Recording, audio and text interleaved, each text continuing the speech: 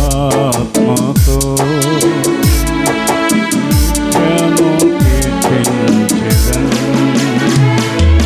నిత్యము కీర్తించెదన్ నే పాడుదన్ ప్రభు కృపాతిశయములన్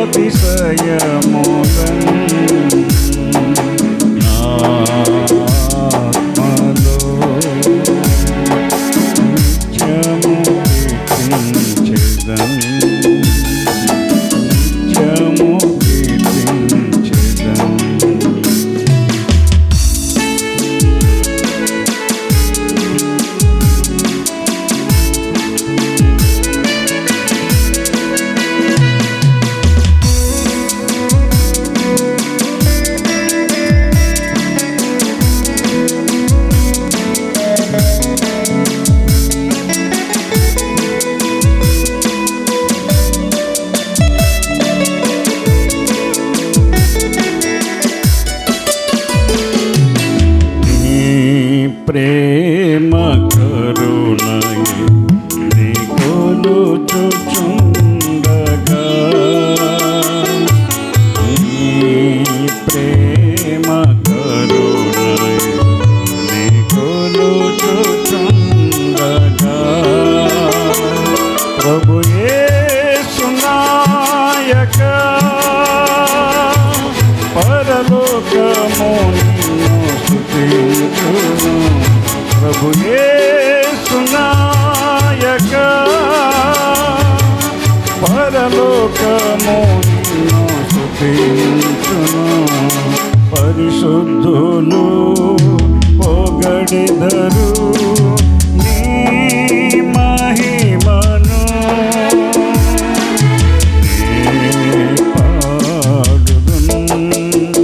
ప్రభు కృపాతిశయములన్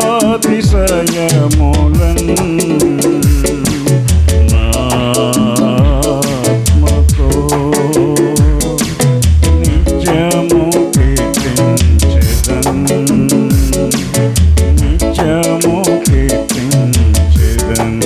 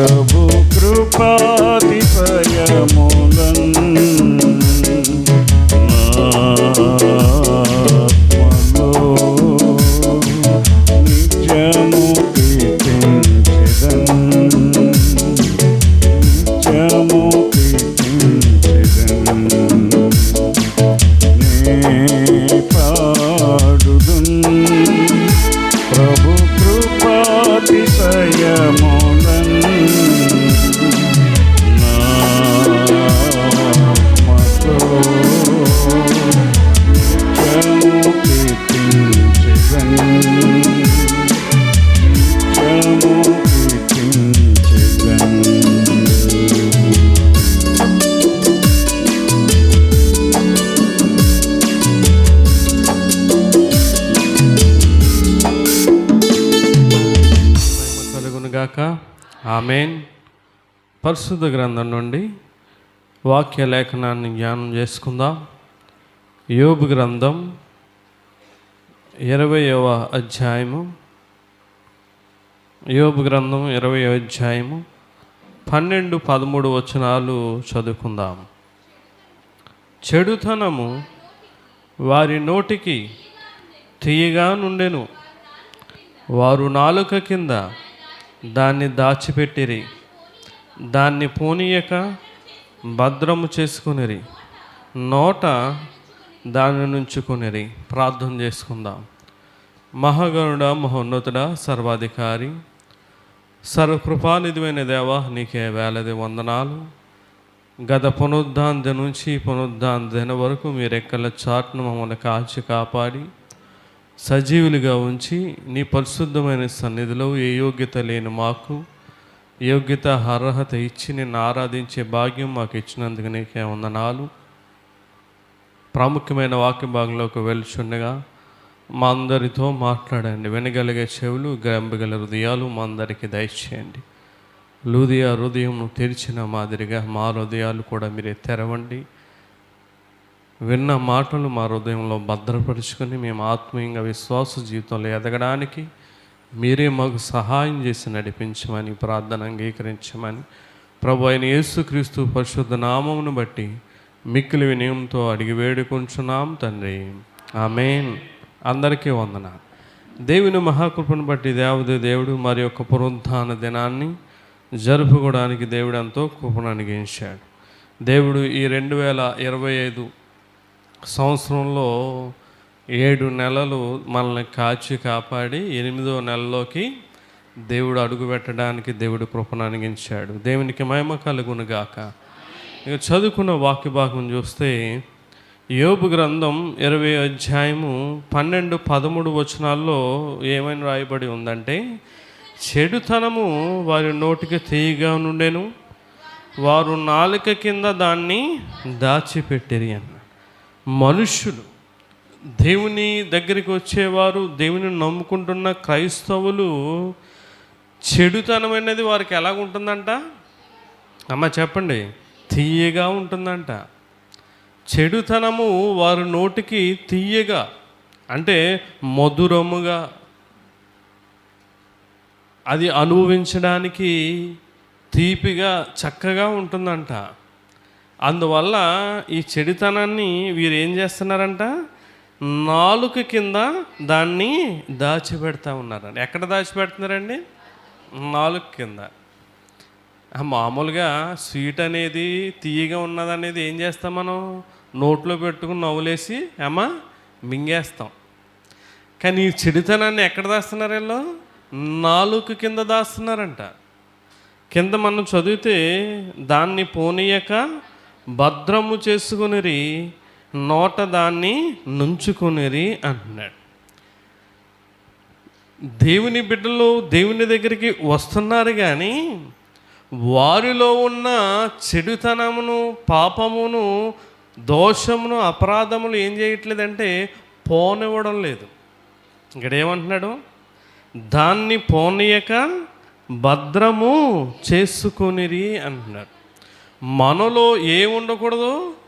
చెడుతనం అనేది, పాపం అనేది ఉండకూడదు. వాటిని ఏం చేయాలి? మనం పోనిచ్చేయాలి, పంపించేయాలి. దేవుడు ఎందుకు వచ్చాడు? పాపుల కొరకే, పాపులను రక్షించుటకు క్రీస్తు యేసు ప్రభువారు ఈ భూలోకమునికి వచ్చాడు. అంటే మనము ఆలోచన చేసుకుంటే ఎందుకు వచ్చాడంటే, మనలో ఉన్న చెడుతనము, పాపములు, అపరాధములు, దోషములు కలిగి ఉన్న మనము వాటిని వెళ్ళగొట్టి ఆయనకు మన స్థానం ఇవ్వాలని. ఈ రోజున మనం ఏం చేస్తున్నాం? ఆ చెడుతనము, ఆ పాపం అనేది మనకు ఎలాగుంటుంది? తీయగా, మధురముగా ఉండడం వల్ల దాన్ని మనం ఏం చేయట్లేదు? పోనివ్వకుండా చక్కగా దాచుకుంటున్నామంట. గుర్తుపెట్టుకో, నీలో కొన్నివి పోనిచ్చేయాలి, నీలో ఉండనివ్వకూడదు. అవి ఉంటే నీకు చాలా ప్రమాదం. ఎందుకంటే పాపము, చెడుతనం అనేది ఉంటే దేవుడు ఆ వ్యక్తిని ఇష్టపడడు. పాపిని ఇష్టపడ్డాడు, కానీ ఆ వ్యక్తిలో ఉన్న పాపాన్ని దేవుడు ఇష్టపడడు, పోనిచ్చేయాలి. మనలో ఉన్న అవిధేయతలు ఏమైనా ఉన్నాయనుకోండి, వాటిని మనం ఏం చేయాలంటే మనలో నుండి తీసివేయాలి. వీటిని తీసివేయాలి. దేన్ని పోనివ్వకూడదు అన్నది మనం చూద్దాం. మొదటిగా మనం చూస్తే సమయమును పోనివ్వకూడదు అని చెప్తున్నాడు. చూడండి, అపోస్తలుడైన పౌలు గారు రాసిన ఎఫెసీ పత్రిక, చూడండి ఎఫెసీ పత్రిక 5వ అధ్యాయము చూడండి 15-16 వచనాలు మనం చదివితే, దినములు చెడ్డవి గనుక మీరు సమయమును పోనీయక సద్వినియోగము చేసుకొనుచు అజ్ఞానుల వలె కాక జ్ఞానుల వలె నడుచుకున్నట్లు జాగ్రత్తగా చూచుకొనుడి. దేవునికి మహిమ కలుగును గాక.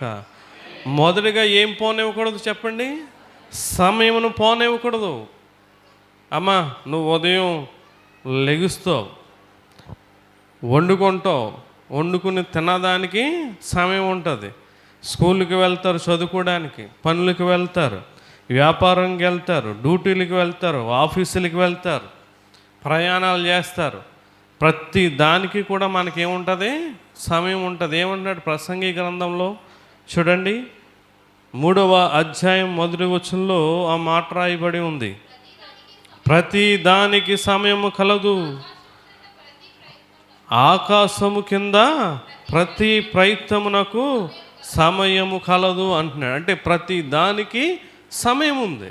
మనం పడుకోవడానికి సమయం ఉంది, తినడానికి సమయం ఉంది, అలాగే చదువుకోవడానికి, ఉద్యోగం చేసుకోవడానికి, కూలి పనికి, వ్యాపారానికి, ప్రతి దానికి కూడా ఏముంది? సమయం ఉంది. టీవీలకి ఇచ్చే సమయం ఉంది, సీరియల్ చూసే సమయం కూడా నువ్వు పోనివ్వట్లేదు. నీ జీవితంలో నీ శరీరానుసారంగా నీ సమయాన్ని ఎంత చక్కగా వినియోగించుకుంటావో, మరి దేవుని విషయంలో దేవునికి ఇవ్వాల్సిన సమయాన్ని నువ్వు పోనిస్తున్నావా, లేదా పోనివ్వకుండా సద్వినియోగం చేసుకుంటున్నావా? సమయమును పోనీయక సద్వినియోగం చేసుకోమంటున్నాడు. దేవునికి ప్రార్థన చేసే సమయం ఉండదు, నీకు దేవుని సన్నిధికి రావాలనే సమయం ఉండదు, సమయాన్ని వృధా చేస్తావు. ఇక్కడ ఏమంటున్నాడు?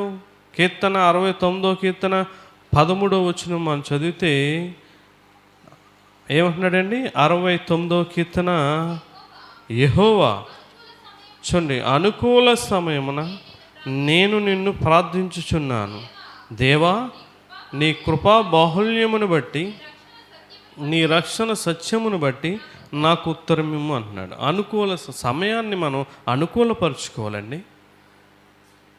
దేవుని సన్నిధికి రావడానికి సమయాన్ని వినియోగించుకోవు. నువ్వు పనికి అమ్మ ఆలస్యంగా వెళ్తారా చెప్పండి? నేను ప్రతిరోజు ఆలస్యంగా వెళ్తానండి పనికి. నా యజమానుడు, నా రైతు ఎవరో అన్నవాళ్ళు ఎవరినో ఉన్నారు చేతులెట్టండి. డ్యూటీకి ఆలస్యంగా వెళ్తావా? వ్యాపారానికి ఆలస్యంగా వెళ్తావా? ఆటో తోలుకోవడానికి ఆలస్యంగా వెళ్తావా? తినడానికి ఆలస్యం చేస్తావా? దేనికి ఆలస్యం చేయు. మరి దేవుని దగ్గర రావడానికి ఎందుకు ఆలస్యం చేస్తున్నావు? దేవుని సమయాన్ని నువ్వు ఎందుకు పోనిస్తున్నావు? దేవుడు అడుగుతాడు నేను లెక్క. చక్కగా నేను నీకు 24 గంటల సమయాన్ని ఇస్తే నీకు చక్కగా దాన్ని సమకూర్చుకుంటున్నావు కదా, అనుకూలపరుచుకుంటున్నావు కదా, మరి నా దగ్గరకు వచ్చినప్పుడు నువ్వు ఇలాగెందుకు చేసావు అని దేవుడు నేను లెక్క అడుగుతాడు. ప్రతి ఒక్కరిని కూడా లెక్క అడుగుతాడండి.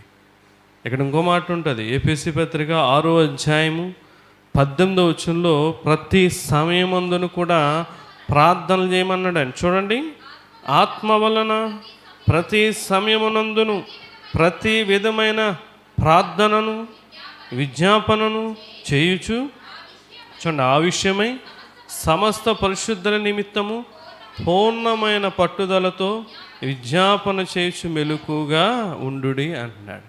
ఏమంటున్నాడు అంటే ప్రతి సమయమునందు మనం కావలసిన వాటిని ఎంత సమకూర్చుకుంటామండి.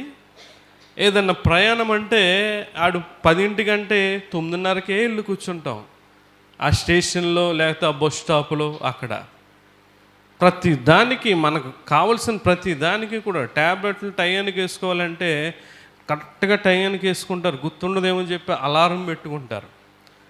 సీరియల్స్ కూడా సమయాన్ని చూస్తారా చూడరామా చెప్పండి. ఎలా చూడరు చూస్తారా? టయానికి చూస్తారు. సాయంత్రం 6 గంటల నుంచి మొదలవుతాయి, ఎప్పుడవుతాయో తెలియదు. నేనైతే చూడను. గుర్తుపెట్టుకోండి, దేన్ని సమయాన్ని దానికి ఇస్తావండి. మరి దేవుని సమయాన్ని నువ్వు ఎందుకు ఇవ్వట్లేదంటే ఆలోచన చేసుకో. అందుకే అన్నాడు మనం హెచ్చించబడట్లే. మొదటి పేతురుపత్రిక 5వ అధ్యాయము 6వ వచనంలో ఏమన్నాడు తెలుసా? చూడండి, మొదటి పేతురుపత్రిక చూడండి 5వ అధ్యాయం 6వ వచనం చదువుదాం. దేవుడు తగిన సమయమందు మిమ్మును హెచ్చించినట్లు ఆయన బలిష్టమైన చేతి కింద దేన మనస్కులై ఉండుడి. దేవునికి మహిమ కలుగునుగాక. ఆమేన్. ఏమన్నాడు చూడండి, దేవుడు తగిన సమయం, పలానా సంవత్సరం అని చెప్పలేదు, పలానా తగిన నెల అనలేదు, పలానా వారం అనలేదు, పలానా రోజు అనలేదు, పలానా గంట అనలేదు. ఏమంటున్నాడు? తగిన సమయం. గుర్తుపెట్టుకో, దేవుడు నిన్ను నన్ను మనందరినీ హెచ్చించాలని సమయాన్ని కోసం ఆయన చూస్తూ ఉన్నాడు. నువ్వేం చేస్తున్నావు? ఆయనకి ఇవ్వవలసిన సమయాన్ని పోనిస్తున్నావు. నువ్వు ఆయనకి ఇవ్వవలసిన సమయాన్ని నువ్వివ్వు. ఏదో చెప్తావు సాకులు, సేవకునికి ఏదో చెప్తావు కహానీలు. విశ్వాసకి దేవుడి దగ్గర చెప్తాక ఏమైనా ఉంటుందా? రేపన్న రోజున దేవుని సమయాన్ని దేవునికి ఇవ్వాలి కదమ్మా. నువ్వు అలాగ ఇచ్చినప్పుడే దేవుడు తగిన సమయం ముందు మిమ్మల్ని హెచ్చిస్తాను అని చెప్తా ఉన్నాడు. గుర్తుపెట్టుకోండి ప్రియులారా, తగిన సమయం. యోధ యేసుక్రీస్తు ప్రభువుని నమ్మివేయడానికి 30 వెండి నాణాలు తీసుకున్నాడు. 30 వెండి నాణాలు తీసుకున్న కాడి నుంచి కూడా యేసు ప్రభువుని అప్పగించాలని చెప్పి ఏం చేస్తున్నాడు? తగిన సమయం కోసం ఆయన ఎదురు చూసేవాడంట. దేనికైనా సరే సమయం అనేది చాలా ముఖ్యం, ప్రాముఖ్యం. గుర్తుపెట్టుకోండి, పెళ్ళి రోజులు వస్తాయి, పుట్టినరోజులు వస్తాయి, చనిపోయిన రోజులు వస్తాయి, అన్నీ వస్తాయి. కానీ పోయిన సమయం మాత్రం వస్తుందా? రాదు. ఇప్పుడు ఇది అయిపోయింది అనుకో టైము, ఇది మరలా రాదు. ఆదివారం వస్తుంది, మరలా ఇలాగా బల్లారథం రోజు వస్తుంది. కానీ ఈ సమయం అనేది రాదు. చాలా ముఖ్యమైనదండి. సమయం విలువ నీకు అర్థం కావట్లే. నీ విషయంలో నువ్వు చాలా చక్కగా ఉపయోగించుకుంటున్నావు, కానీ దేవుని విషయంలో సమయాన్ని పోగొట్టుకుంటున్నావు. అందుకంటున్నాడు, అజ్ఞానుల వలె కాక జ్ఞానుల వలె నడుచుకున్నట్లు జాగ్రత్తగా చూచుకోండి అంటున్నాడు. మొదటిగా సమయాన్ని పోనివ్వకూడదు. ఇంకోటి మనం చూస్తే చూడండి, సామెతల గ్రంథం 3వ అధ్యాయము దేవుడు ఏం చెప్తున్నాడంటే, దేన్ని పోనిస్తున్నామంట? సామెతల గ్రంథం 3వ అధ్యాయం 3వ వచనం చదువుదాం. చూడండి, దయను సత్యమును ఎన్నడును నిన్ను విడిచి పోనీయకము, వాటిని కంఠభూషణముగా ధరించుకొనుము అన్నాడు. నీ హృదయమును పలక మీద వాటిని రాసుకొనుము. ఇక రెండవదిగా మనం చూస్తే 2 విషయాలు ఉన్నాయి. దయ ఉంది, రెండవదిగా సత్యం ఉంది. దయ గురించి చూద్దాం. దయను నువ్వేం చేయకూడదంట? పోగొట్టుకోకూడదు అంటున్నాడు. ఎవరి దయ చెప్పండి? దేవుని దయ. దేవుని దయ మనం పోగొట్టుకోకూడదు. దేవుని దయను మనం విడిచిపెట్టకూడదు అని చెప్తున్నాడు. నీకు అనుకోవచ్చు, దేవుని దయ మనకేం చేస్తుందండి? దేవుని దయ ఉంటే మనకేం ఉపయోగం? ఈ రోజున ప్రతి ఒక్కరు కూడా ఇటువంటి ఆలోచనలే. దేవుని దగ్గరికి వెళ్తే నాకేంటి? దేవుని దగ్గరికి వెళ్తే నాకు ఉపయోగం ఏంటి? నా అప్పులు తీసేస్తాడా? నా బాధలు తీసేస్తాడా? లేకపోతే ఈ సంఘానికి వెళ్తే నాకు ఉపయోగం ఏంటి? వాళ్ళు ఏమైనా సాయం చేస్తారా? లేకపోతే ఏంటి? ఇటువంటి ఆలోచనలు ఈ రోజున మనుషులు కలిగి ఉంటున్నారండి. స్వలాభం కోసమే జీవిస్తున్నారు తప్ప దేవుని కొరకు జీవించేవారు ఎవరూ కనబడట్లేదు. చూద్దాం. దయ నువ్వు కలిగి ఉంటే ఆ దయ ఏం చేస్తుందంటే, మొదటిగా మనం చూస్తే ఎస్తేరుని మనం జ్ఞాపం చేసుకుంటే, ఈమె దయను పొందుకున్న స్త్రీ. రాజు స్వయంవరం ఏర్పాటు చేసినప్పుడు రాజకుమార్తెలతో పాటు కూడా మొద్దుకే ఈమెను పెంచుకున్న ఎస్తేరుని తీసుకొస్తాడు. రాజకుమార్తెలు అందరూ కూడా నిలబడతారు, చివర ఈ ఎస్తేరు కూడా నిలబడుతుంది. అయితే ఇక్కడ మన విషయం జ్ఞాపం చేసుకుంటే ఎస్తేరు గ్రంథం 2వ అధ్యాయం 15వ వచనం మనం చదివితే, మొద్దుకై తన కుమార్తెగా స్వీకరించుకొనిన తన పినతండ్రి అయిన అబీహయీలు కుమార్తెయగు ఎస్తేరు రాజునొద్దకు వెళ్ళుటకు వంతు వచ్చినప్పుడు, స్త్రీలను కాయు రాజు యొక్క షండుడైన హేగే నిర్ణయించిన అలంకారము గాక ఆమె మరి ఏమీ కోరలేదు. చూడండి, ఎస్తేరును చూచిన వారందరికీ ఆమె యందు దయ పుట్టెను అంటున్నాడు. ఎస్తేరును చూసిన వారందరికీ పుట్టిందంట, రాజుకే కాదు. గుర్తుపెట్టుకోండి, ఎవరికి? ఎస్తేరును ఆ రాజ్యంలో ఎవరైతే చూచారో వారందరికీ కూడా ఏం పుట్టింది? దయ పుట్టింది. ఎందుకు ఈమె మీదే దయ పుట్టిందంటే, చూడండి, సామెతల గ్రంథం 13వ అధ్యాయం 15వ వచనంలో సుబుద్ధి, చూడండి ఏమన్నాడు? సుబుద్ధి దయను సంపాదించును అంటున్నాడు. సుబుద్ధి ఏం తీసుకొస్తుంది అంటే, ఇప్పుడు ఈమెను చూసిన వారందరికీ దయ పుట్టిందంటే ఈమెలో ఏముంది? సుబుద్ధి అనేది ఉంది. ఇప్పుడు దయ ఉండడం వల్ల ఈమె 127 సంస్థానాలకు ఏమైపోయిందండి చెప్పండి?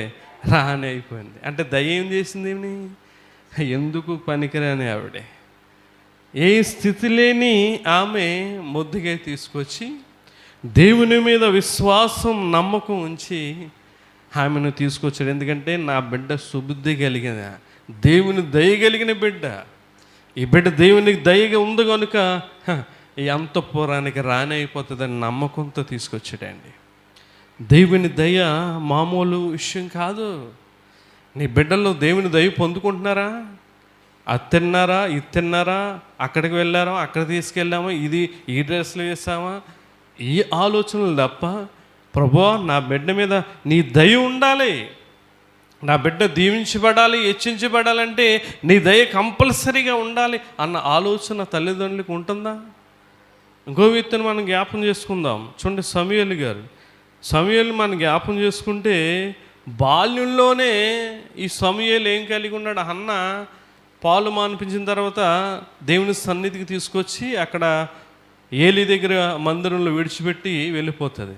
అక్కడి నుంచి సమూయేలు దేవుని సన్నిధిలో దేవునికి సేవకునికి పరిచర్య చేస్తూ ఎదుగుతూ ఉంటాడు. ఎదుగుతూ ఏం పొందుకున్నాడు ఈయన? చూడండి, మొదటి సమూయేలు గ్రంథం 2వ అధ్యాయం 26వ వచనం మనం చదివితే, బాలుడగు సమూయేలు ఇంకాను ఎదుగుచు చూడండి, యెహోవా దయందును మనుషుల దయందును వర్ధిల్లుచుండెను. దేవునికి మహిమ కలుగును గాక. అమ్మాయి ఏం పొందుకున్నాడంటమ్మా? యెహోవా దయ, మనుషుల దయ. దేవుని దయ ఉంది కనుక బాల్యంలోనే ఎవరితో మాట్లాడాడు? చూడండి, దేవునితో మాట్లాడే ధన్యత పొందుకున్నాడు. ఇశ్రాయేలులకి సమూయేలు మొట్టమొదట ప్రవక్త అవ్వడానికి అటువంటి గొప్ప ప్రవక్త తర్వాత కూడా లేడండి.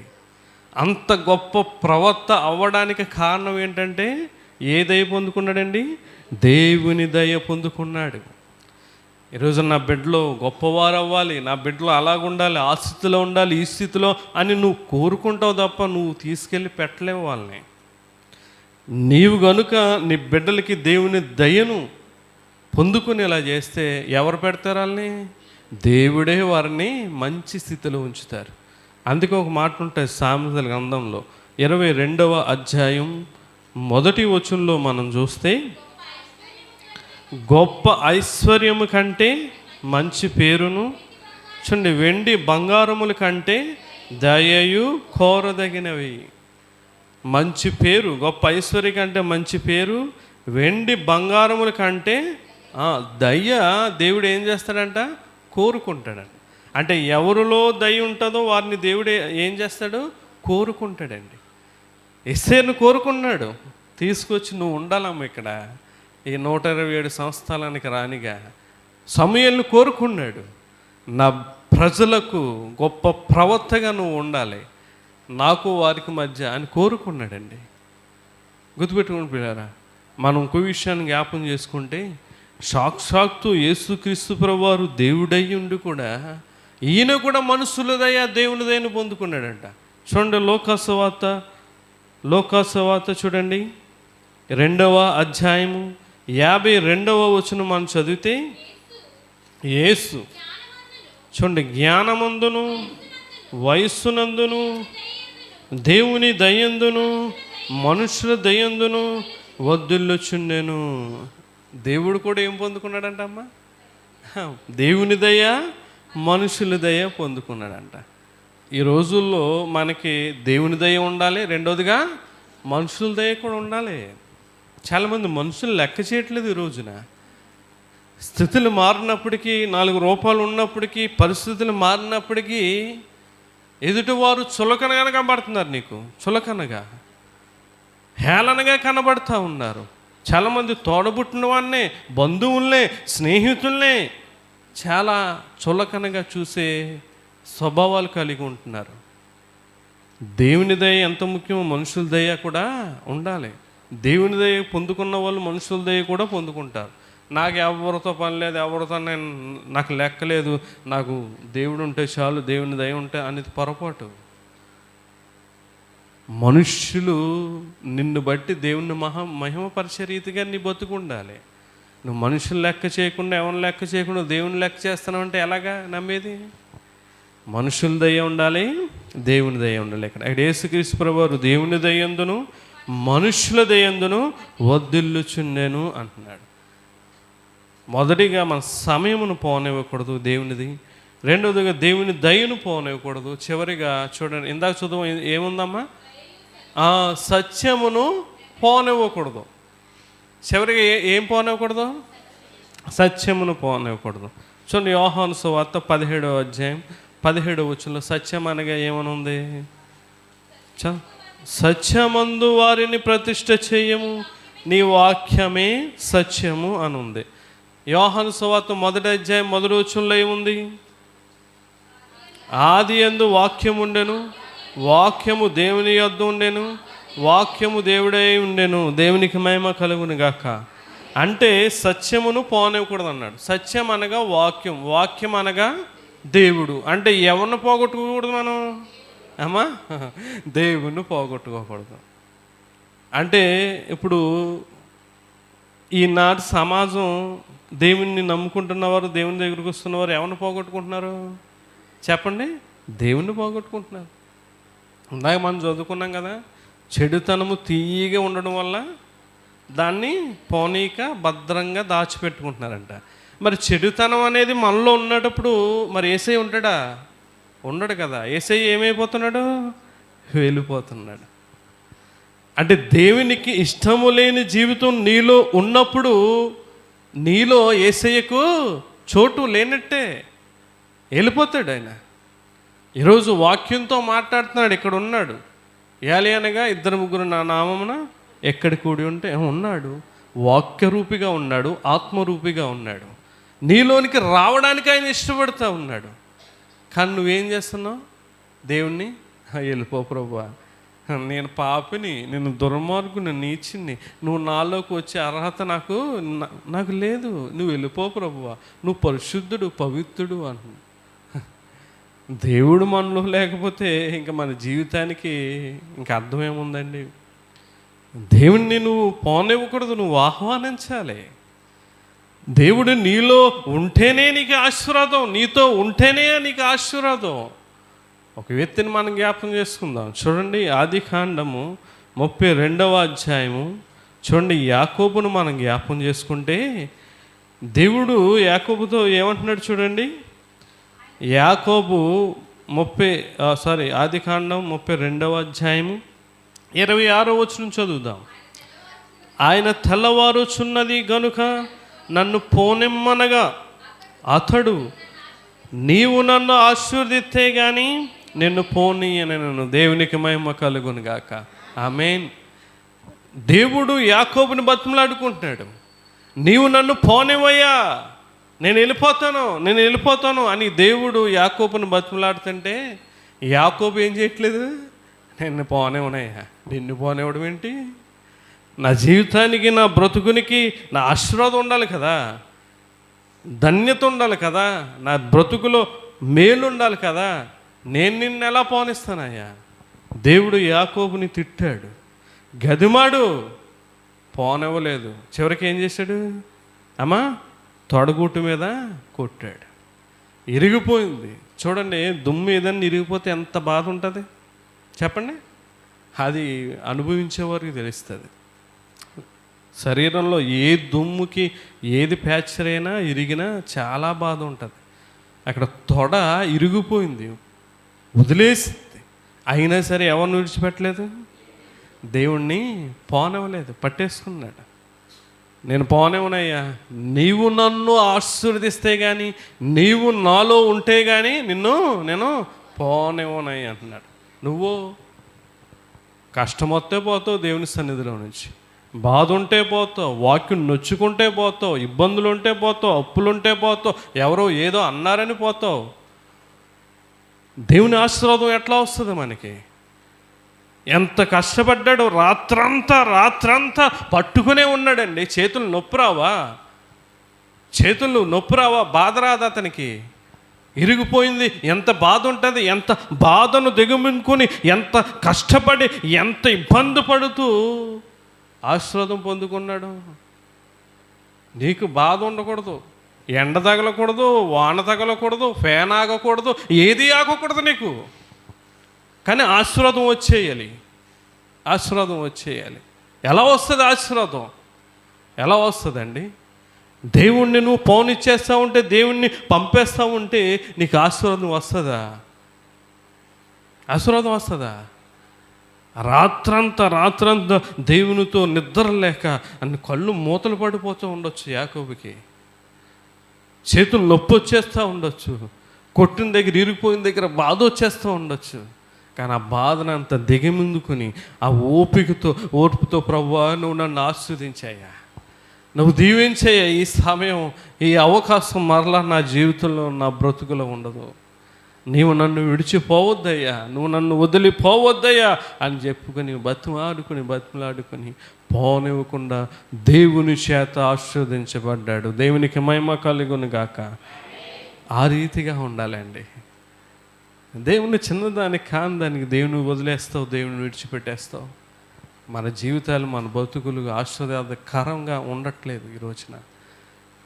అబ్రహాము గురించి కూడా మనం జ్ఞాపం చేసుకుంటే 18వ అధ్యాయంలో అబ్రహాముకి దేవుడు కనబడతాడు. చూడండి, మొదటి 3 వచనాలు మనం చదివితే, మరియు మమ్రే దగ్గర ఉన్న సింధూరు వనములో అబ్రహాము ఎండవేళ గుడారపు ద్వారం ముందు కూర్చుని ఉన్నప్పుడు యెహోవా అతనికి చూడండి, ఎండవేళ వచ్చాడంట దేవుడు, మంచి మిట్ట మధ్యాహ్నం వచ్చాడంట, కనబడ్డాడు అబ్రహాముకి. అబ్రహాం ఏం చేశాడు? అతడు కన్నులెత్తు చూసినప్పుడు 3 మనుషులు అతని ఎదుట నిలబడి ఉండిరి. అతడు వారిని చూసి గుడారపు వాకిటి నుండి వారిని ఎరుక్కున్నట్టుకు పరిగెత్తి నేల మట్టుకు వంగి, ప్రభువా నీ కటాక్షం నా మీద నున్నేడలా ఇప్పుడు నీ దాసి దాటి పోవద్దయ్యా. అయ్యో ప్రభువా, ఏంటి ఎండవేళ వచ్చావు, సమయం చూసుకోలేదా, ఎక్కడికి వెళ్తున్నావు, ఈ దారిలో వెళ్తున్నావా, బాబు చాలా ఎండగా ఉంది, త్వరగా వెళ్ళిపో అని అనలా. నీ కటాక్షం నా మీద ఉంటే దాటిపోవద్దు, నువ్వు వెళ్ళడానికి వీల్లేదు. నేను ఆహారం సిద్ధపరుస్తాను, నీళ్ళు తెస్తాను, తాగి తిని రెస్ట్ తీసుకుని సాయంకాలం వెళ్ళవయ్యా అంటున్నాడు. మనమైతే ఏం చేస్తాం? ఏంటి ఈ టైం వచ్చారేటి, ఇప్పుడే బయటకు వెళ్దాం అనుకుంటున్నాం, పాస్టర్ గారు వస్తారు, అయ్యగారు ఇప్పుడు వచ్చారా, ఇప్పుడే వెళ్దాం అనుకుంటున్నామండి బయటికి, వచ్చారా అని అనుకో. సేవకుడు వస్తుంటే ఎవరిని తీసుకొస్తున్నట్టు? అమ్మా దేవుని వాక్యం. అక్కడికి వచ్చి నీ ఇంట్లోకి ఏం బోధిస్తాడు ఆయన? వాక్యం బోధిస్తాడు. వాక్యం అంటే ఎవరు? దేవుడు. అంటే నీ ఇంటికి దేవుడు ఎవరిని తీసుకొస్తున్నాడు? దేవుణ్ణి తీసుకొస్తున్నాడు. నువ్వేం చేస్తున్నావు? వెళ్ళిపోండి, తీసుకెళ్ళిపోండి, దేవుణ్ణి తీసుకెళ్ళిపోండి బాబు, మాకు వద్దు. కరెక్ట్గా సీరియల్ టైంకి వచ్చాడు ఆయన, ఏమైందో ఏంటో, ఆ వంటలక్క ఏం చేసిందో ఏంటో, ఏ బతుకులు మన బతుకులు. దేవుని కొరకు ఎదురు చూడడం, దేవుని కొరకు ప్రయాసపడడం, దేవుని వాక్యం వినాలనే ఆతృత పడడం అన్న విషయాలు ఒక్కటి కూడా మనలో ఉండట్లేదు. గుర్తుపెట్టుకుని పిల్లలు, అబ్రహాము ఆ రీతిగా నువ్వు దాటిపోకూడదు, వెళ్ళిపోకూడదు, నువ్వు నన్ను విడిచి వెళ్ళిపోకూడదు, నీకు ఆహారం సిద్ధపరుస్తాను, ఉండవయ్యా, రెస్ట్ తీసుకో, సేద తీర్చుకో, అప్పుడు నువ్వు వెళ్ళాలనుకున్నప్పుడు వెళ్ళు అన్నాడు. ఒకవేళ ఒక విషయాన్ని జ్ఞాపం చేసుకుందాం, అబ్రహాము పోనిచ్చేసి ఉంటే, యాకోబు ఆ రోజున దేవుణ్ణి పట్టుకోలేక వదిలేస్తుంటే ఆశీర్వాదం ఉండునా? ఆమె చెప్పండి, ఉండునా? ఉండకపో. అలాగ పోనివ్వలేదు కనుక 10వ వచనంలో అబ్రహాంకి ఏమి ఇచ్చాడు? గర్భఫలంని ఇచ్చాడు. ఏమన్నాడు ఇక్కడ మనం చదివితే, అందుకైన మీదటికి కాలమున నీ యొద్దకు నిశ్చయముగా మరలా వచ్చేదను, అప్పుడు నీ భార్య అయిన సారాకు ఒక కుమారుడు కలుగునని చెప్పాను. చూడండి, మరలా వస్తాడంట. ఎందుకు వస్తానంటున్నాడు మరలా? దేవుణ్ణి అబ్రహాము పోనివ్వలేదండి. నీ ఇంటికి దేవుడు మరలా వచ్చేలాగా నీ జీవితం, నీ బ్రతుకు ఆ రీతిగా ఉండాలి, విశ్వాసం కలిగి. యాకోబు ఆ రోజున వదిలేసి ఉండుంటే అక్కడతో అతని జీవితం అయిపోనేమో, అతని బతుకులు, తన కుటుంబంలో ఆశీర్వాదం అనేది ఉండకపోను. ఈరోజు నీకు ఎన్నో కష్టాలు రావచ్చు, బాధలు రావచ్చు, ఇబ్బందులు రావచ్చు, కుటుంబంలో శ్రమలు రావచ్చు, బిడ్డలను బట్టి, భర్తను బట్టి, భార్యను బట్టి ఎన్నో ఉండొచ్చు. కానీ గుర్తుపెట్టుకో, దేవుణ్ణి మాత్రం నువ్వేం చేయకూడదు? పోనివ్వకూడదు. ఇంకో వ్యక్తిని జ్ఞాపం చేస్తాను. త్రోవ పక్కన గుడ్డివాడు కూర్చుని ఉన్నాడు. మనకు తెలుసు కదా, మార్కు సువార్త 10వ అధ్యాయము 46వ వచనంలో ఉంటుంది. అయితే ఆ త్రోవని యేసుక్రీస్తు ప్రభువారు వెళ్తూ ఉంటాడు. వెళ్తూ ఉన్నప్పుడు చాలా ఎరుకో పట్టణం దగ్గర జనసమూహం కూడా వెళ్తూ ఉంటుంది. ఏంటి చెప్పుళ్ళు ఏంటి, జనం ఏంటి, ఇదంతా ఏంటి అని అడిగినప్పుడు ఏమంటాడు? ఈయన నజరేయుడైన యేసు వెళ్తున్నాడయ్యా అని అనగానే ఏం చేస్తున్నాడు ఈ గుడ్డివాడు? దావీదు కుమారుడా యేసు, నన్ను కరుణింపుమని కేకలు వేయ మొదలుపెట్టాను. 47వ వచనం చదువుతా ఉన్నాం. దావీదు కుమారుడా, నజరేయుడైన యేసు, పోవద్దయ్యా, వెళ్ళిపోవద్దయ్యా, నన్ను విడిచి వెళ్ళొద్దయ్యా అని చెప్పి ఏం చేస్తున్నాడు? అతను వెళ్ళిపోతున్నాడు. అయినా సరే చాలే, ఏదో పిలుతున్నాడు, ఏదో కావాలనుకుని పిలుతున్నాడు అనుకున్నా. లేదు, ఆయన అడుగు వేసి కొలది కూడా కేకలు ఎక్కువైపోతూ ఉన్నాయి. అతడు ముందుకెళ్ళే వరకు కూడా కేకలు. ఎందుకంటే ఒకవేళ నా స్వరం వినలేని అంత దూరం వెళ్ళిపోతాడేమో అని చెప్పి ఆ గుడ్డివాడు ఏం చేస్తున్నాడు? ఇంకా మరీ ఎక్కువగా కేకలు వేస్తే, కింద మనం చదివితే, ఊరుకుండమని అనేకులు వాడిని గద్దించగా, దావీదు కుమారుడా, నన్ను కరుణింపమని మరీ ఎక్కువగా. ఆ గుడ్డివాడు యేసయ్యని ఏం చేయట్లేదు? పోనివ్వడం లేదు. గుర్తుపెట్టుగా, యేసయ్య వెళ్ళిపోతే ఈ అవకాశం మరలా నాకు, ఈ గుడ్డితనం, ఈ అంధత్వంలోనే నేను జీవిస్తాను, ఈ గుడ్డితనం ఇది నేను పోగొట్టుకోవాలి, ఆయన ద్వారా నేను స్వస్థపరచబడాలి అనుకుని పోనివ్వలేదండి. ప్రాణమన్న పోవాలి, గొంతుగా ఆగిపోయి పడిపోవాలి తప్ప ఆయన మాత్రం నన్ను విడిచి వెళ్ళకూడదు అనుకున్నాడు. అంతే, ఆగిపోయాడు. ఆయన వచ్చాడు, ఆ గుడ్డివాడిని ఏం చేశాడండి? స్వస్థపరిచాడు. ఆ రీతిగా దేవుణ్ణి మనం పోనివ్వకుండా గట్టిగా పట్టుకుని మనం స్వస్థత కానీ, దీవెని కానీ, ఆశీర్వాదం కానీ, మన కుటుంబం ఏది పొందుకోవాలో అది మనం పొందుకోవాలండి. ఈరోజు నువ్వు పోనిచ్చేస్తున్నావు దేవుణ్ణి. సత్యము నన్ను విడిచి పోనివ్వకూడదు అంటున్నాడు. చివరిగా ఒక విషయాన్ని మనం జ్ఞాపకం చేసుకుందాం. చూడండి, ఇక్కడ జక్కయ్య గురించి మనం జ్ఞాపకం చేసుకుంటే, లోకసువార్త 19వ అధ్యాయంలో మనం చూస్తే, చూడండి 19వ అధ్యాయము 5వ వచనంలో, యేసు ఆ చోటికి వచ్చినప్పుడు కన్నులెత్తి చూచి, జక్కయ్య త్వరగా దిగుము, నేడు నేను నీ ఇంట ఉండవలసి ఉన్నది అని చెప్పాడు. అతడు త్వరగా దిగి సంతోషంతో ఆయన. ఒక విషయాన్ని జ్ఞాపం చేస్తాను. జక్కయ్య ఆ ఎరుకో పట్టణంలోనే గొప్పవాడు, ధనవంతుడు. ఆ ఎరుకో పట్టణం అంటే రాజమండ్రి, కాకినాడ, విజయవాడ, హైదరాబాద్, ఇటువంటివన్నీ కూడా పట్టణాలు. అంటే అంత ఊరు గల పట్టణానికి ఇతడు ఒక్కనే ధనవంతుడు. ధనవంతుడు, ఉద్యోగస్తుడు, మంచి స్థితి పరపతి కలిగిన వాడు, మంచి హోదా కలిగిన వాడు, ఇతడు డబ్బులు ఇస్తే ఎదుటివారు బతికే స్థితి కలిగిన వాడు.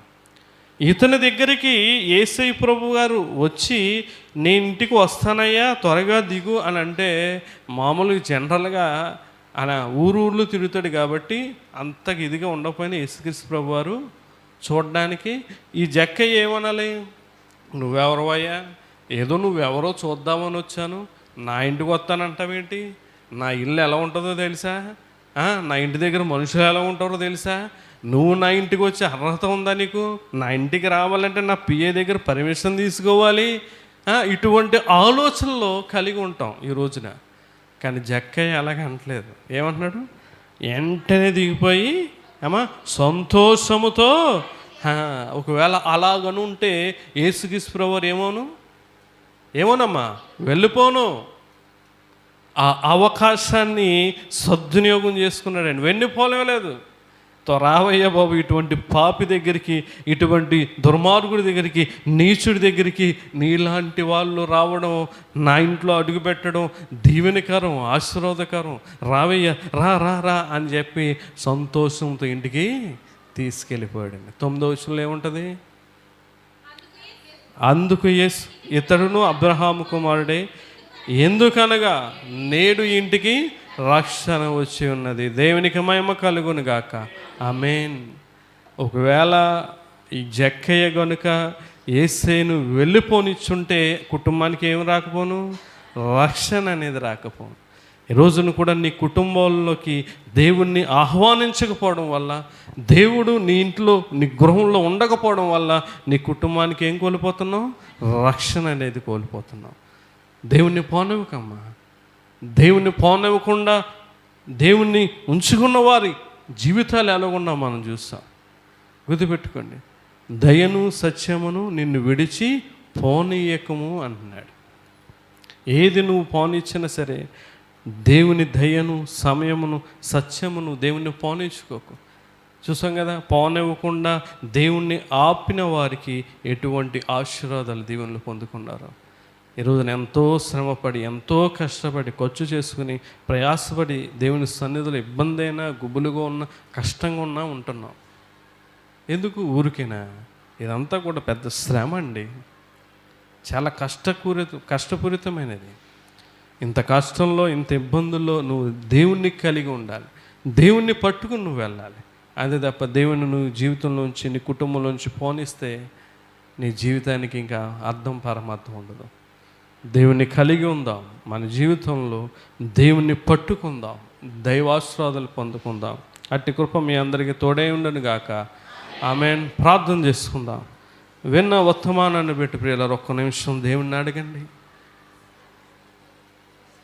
ఈనాటి క్రైస్తవులు ఎట్లా జీవిస్తూ ఉన్నారంటే పాపమును, చెడుతమును పోనివ్వడం లేదంట. అది నోటికి తీయగా ఉండడం వల్ల, నిజమే కదా, త్రాగుడు నీకు ఎంత తీయగా ఉంటుందో, ఎంత మధురంగా ఉంటుందో, దాన్ని నాలుగు కింద భద్రపరుచుకుంటున్నావు, పోనివ్వడం లేదు. పాపము, చెడుతనము నువ్వు పోనివ్వాలండి. వేటిని పోనివ్వకూడదు అంటే సమయాన్ని పోనివ్వకూడదు, దేవుని దయ్యను నువ్వు పోనివ్వకూడదు. చివరిగా ముఖ్యమైనది ఏంటంటే సత్యమును పోనివ్వకూడదు. అంటే వాక్యాన్ని నువ్వు వెళ్ళగొట్టుకోకూడదు, పోగొట్టుకోకూడదు, దేవుణ్ణి పోగొట్టుకోకూడదు. దేవుణ్ణి పోగొట్టుకున్న వారి జీవితాలు మనకు తెలుసు, దేవుని సన్నిధిని విడిచి వెళ్ళిపోయిన వారి జీవితాలు మనకు తెలుసు. నీకు ఈ వాక్యం అర్థమైతే యాకోబు పోనివ్వలేదు, అబ్రహాము పోనివ్వలేదు, గుడ్డివాడైన బతిమై గుడ్డివాడు పోనివ్వలేదు, అలాగే చివరిగా జక్కయ్య కూడా పోనివ్వలేదండి. ఈరోజు నువ్వు పోనిచ్చేస్తున్నావేమో, అందుకే నీ జీవితాలు తగిన సమయం ఉంది హెచ్చించబడట్లే. ఇకనైనా నీకు వాక్యం అర్థమైతే దేవుణ్ణి విడిచిపెట్టకు, దేవుని సంఘాన్ని విడిచిపెట్టకు, దైవజనాన్ని విడిచిపెట్టకు, పోనివ్వకు, పట్టుకో గట్టిగా. ప్రార్థన చేసుకుందాం. మహాగణుడా, మహోన్నతుడా, సర్వకృపానిధివైన దేవా, నీకే వందనాలు. ఈ ఉదయకాలమందు మేము ఆత్మీయ జీవితంలో ఏం పోగొట్టుకుంటున్నాము, ఏం వదిలేస్తున్నామో మాకు లేఖనాల ద్వారా మాతో మాట్లాడారు. ఒకవేళ మేము ఆ రీతిగా ఉంటే ఈ వాక్యాన్ని బట్టి మేము సరి చేసుకుని నిన్ను కలిగి మా కుటుంబంలో నీకు స్థానం ఇచ్చి దీవెన ఆశీర్వాదాలు పొందుకునే యోగ్యత భాగ్యం మాకు దయచేయమని ఈ ప్రార్థన అంగీకరించమని ప్రభు అయిన యేసుక్రీస్తు పరిశుద్ధ నామమును బట్టి మిక్కిలి వినయంతో అడిగి వేడుకుంటున్నాం తండ్రి. ఆమేన్. అందరికీ వందనాలు.